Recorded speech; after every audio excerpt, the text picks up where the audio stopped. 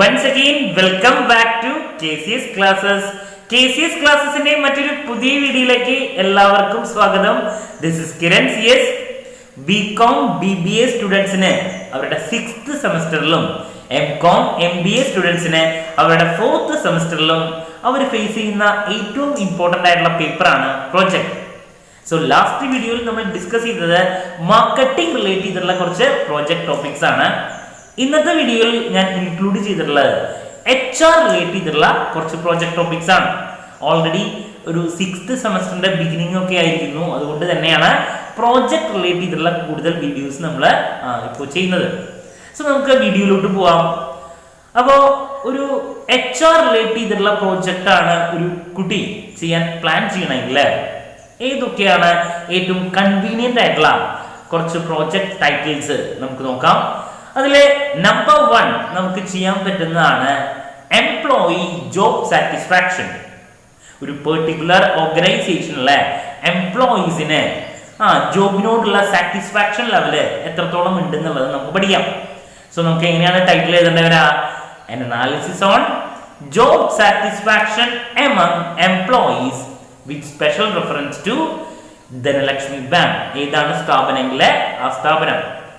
അപ്പൊ നമ്മൾ എന്ത് ചെയ്യേണ്ടി വരും? ആ സ്ഥാപനത്തിലോട്ട് പോകേണ്ടി വരും. ദെൻ ആ സ്ഥാപനത്തില് വർക്ക് ചെയ്യാനുള്ള പെർമിഷൻ നമുക്ക് വേണം.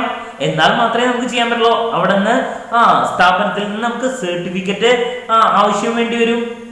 ദെൻ നമ്മളെപ്പോഴും പറയുന്നതാണ് സാമ്പിൾ സൈസ് 30 എബോവ് ആണെങ്കിൽ മാത്രമേ നമുക്ക് വർക്ക് കുറച്ചും കൂടി ബെറ്റർ ആവുള്ളൂ.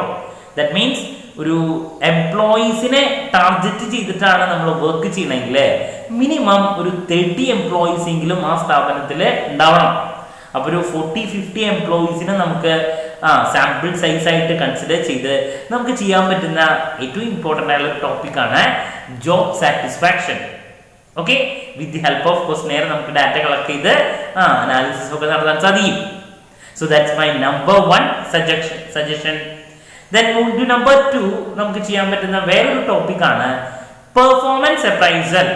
നമ്മൾ HR പഠിച്ചിട്ടുള്ള ഒരു ടോപ്പിക് ആണ് പെർഫോമൻസ് അപ്രൈസൽ. പല പല മെത്തേഡ്സ് നമുക്ക് ഫോളോ ചെയ്യാൻ സാധിക്കും പെർഫോമൻസ് അപ്രൈസലിന് വേണ്ടി.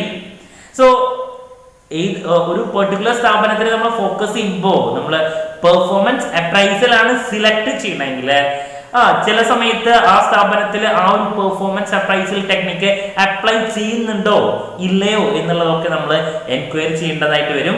അതിനെപ്പറ്റി നന്നായിട്ട് പഠിച്ചതിന് ശേഷം ആ സ്ഥാപനത്തിനെ പറ്റിയിട്ടാണെങ്കിൽ നന്നായിട്ട് മനസ്സിലാക്കിയതിന് ശേഷം മാത്രം നമുക്ക് അല്ലെങ്കിൽ എടുക്കാൻ പറ്റുന്നൊരു ടോപ്പിക്കാണ് പെർഫോമൻസ് അപ്രൈസൽ. ബിക്കോസ് നിങ്ങൾ തന്നെ പഠിച്ചിട്ടുണ്ടായിരിക്കും പല മെത്തേഡ്സ് ഉണ്ട്, അപ്രൈസൽ ടെക്നിക്സ് ഉണ്ട് അല്ലെ. ഇപ്പൊ 360 ഡിഗ്രി മെത്തേഡ് ഉണ്ട് പെർഫോമൻസ് അപ്രൈസൽ, അങ്ങനെ പല പല മെത്തേഡ്സ് ഉണ്ട്. അപ്പൊ നമുക്ക് ചെയ്യാൻ പറ്റുന്ന ഒരു ടോപ്പിക്കാണ് performance appraisal. Moving to number 3, next ഒരു പ്രോജക്റ്റ് ടൈറ്റിൽ ആയിട്ട് ഞാൻ സജഷൻ തരുന്നത് training and development, effectiveness of training and development. അപ്പൊ നമുക്ക് എങ്ങനെ ചെയ്യാൻ പറ്റും? an analysis on effectiveness of training and development with special reference to സ്ഥാപനത്തിന്റെ പേര്.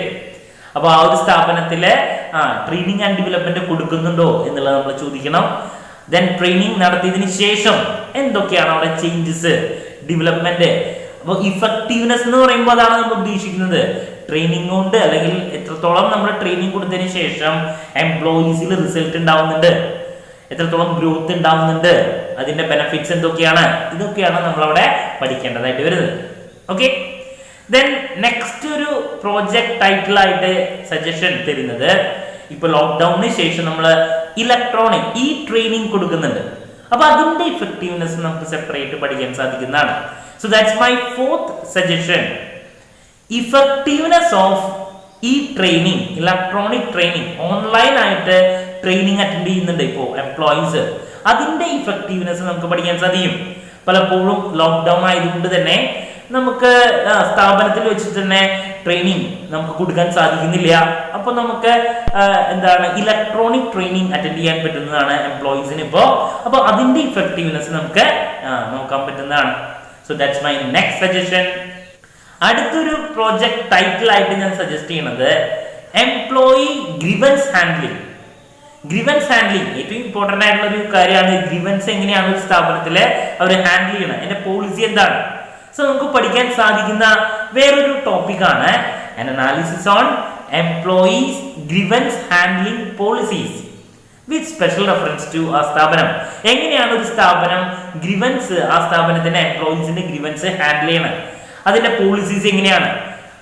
ഗ്രിവൻസ് ഹാൻഡിൽ പ്രോപ്പറായിട്ട് ചെയ്യുന്നതുകൊണ്ട് തന്നെ അവരുടെ അല്ലെങ്കിൽ പ്രോബ്ലംസ് ഒന്നും ഇല്ലാണ്ട് സ്ഥാപനത്തിന് നല്ല റിസൾട്ട് കിട്ടുന്നുണ്ടോ, ഇങ്ങനെയുള്ള കാര്യങ്ങളൊക്കെ നമുക്ക് പഠിക്കാൻ സാധിക്കുന്ന ഒരു ടൈറ്റിലാണ് ഗ്രിവൻസ് ഹാൻഡ്ലിംഗ്. സോ എല്ലാവർക്കും ചെയ്യാൻ പറ്റുന്ന ഒരു നല്ല ടൈറ്റിലാണത്. സോ നമുക്ക് നെക്സ്റ്റ് ഒരു ടൈറ്റിലായിട്ട് ഞാൻ അടുത്തത് പറയാൻ ഉദ്ദേശിക്കുന്നത് എംപ്ലോയി എംപ്ലോയർ റിലേഷൻഷിപ്പിനെ പറ്റിയിട്ടാണ്. നമുക്കറിയാം ഒരു സ്ഥാപനത്തിൽ നല്ല റിസൾട്ട് ഉണ്ടാവണമെങ്കിൽ എംപ്ലോയി എംപ്ലോയർ റിലേഷൻഷിപ്പ് പ്രോപ്പറായിട്ട് പോകണം. അപ്പൊ നമുക്ക് പഠിക്കാൻ പറ്റുന്ന വേറൊരു പ്രോജക്ട് ടൈറ്റിലാണ്, പ്രോജക്ട് ടോപ്പിക്കാണ് effectiveness of employee employer relationship. Effectiveness of employee employer relationship. Moving to next project title suggestion, job satisfaction among employees at work from home basis. നമുക്കറിയാം ലോക്ക്ഡൗൺ ആയതിനു ശേഷം വർക്ക് ഫ്രം ഹോം ആണ്. So work from home basis നമ്മൾ follow ചെയ്യുമ്പോൾ അതിന്റെ satisfaction level എത്രത്തോളം ഉണ്ട് കുട്ടികൾക്കല്ല എംപ്ലോയീസിന് എന്നുള്ളത് നമുക്കൊരു പ്രോജക്ട് ടൈറ്റിലാക്കി മാറ്റാം. ഏറ്റവും റെലവെന്റ് ആയിട്ടുള്ള ഒരു ടൈറ്റിലാണ് job satisfaction among employees at work from home basis. അടുത്തൊരു പ്രോജക്ട് ടൈറ്റിലായിട്ട് സജസ്റ്റ് ചെയ്യാനുള്ളത് an analysis on employee welfare schemes. നമുക്കറിയാം ഏതൊരു വ്യക്തിയാണെങ്കിലും ഒരു ജോബിനെ അപ്ലൈ ചെയ്യുന്നത് ആ ഒരു സ്ഥാപനത്തിൽ കൊടുക്കുന്ന വെൽഫെയർ സ്കീംസ് എത്രത്തോളം നല്ല സ്കീംസ് ഒക്കെ പ്രൊവൈഡ് ചെയ്യുമ്പോഴാണ് നമ്മൾ അപ്ലൈ ചെയ്യുക. സോ ആ എംപ്ലോയി വെൽഫെയർ സ്കീംസിന്റെ ഇഫക്റ്റീവ്നെസ്സിനെ പറ്റിയിട്ട് നമുക്ക് പഠിക്കാൻ സാധിക്കും. അപ്പൊ എന്താണ് an analysis on employee welfare schemes, നമുക്ക് ചെയ്യാൻ പറ്റുന്ന വളരെ ഇമ്പോർട്ടന്റ് ആയിട്ടുള്ള ഒരു പ്രോജക്ട് ടൈറ്റിലാണ്. ഫൈനലി ഇന്നത്തെ വീഡിയോയിൽ ഇൻക്ലൂഡ് ചെയ്തിട്ടുള്ള title effectiveness of reward system on the motivational level of the employees. നമുക്കറിയാം റിവാർഡ് സിസ്റ്റം, ഒരു നല്ല റിവാർഡ് സിസ്റ്റം ഒരു സ്ഥാപനത്തിൽ ഫോളോ ചെയ്യുമ്പോഴാണ് എംപ്ലോയീസിനാണെങ്കിലും അത്രത്തോളം മോട്ടിവേഷൻ കിട്ടുക, അവർ നന്നായിട്ട് വർക്ക് ചെയ്യുക, പ്രൊഡക്ടിവിറ്റി കൂടാം.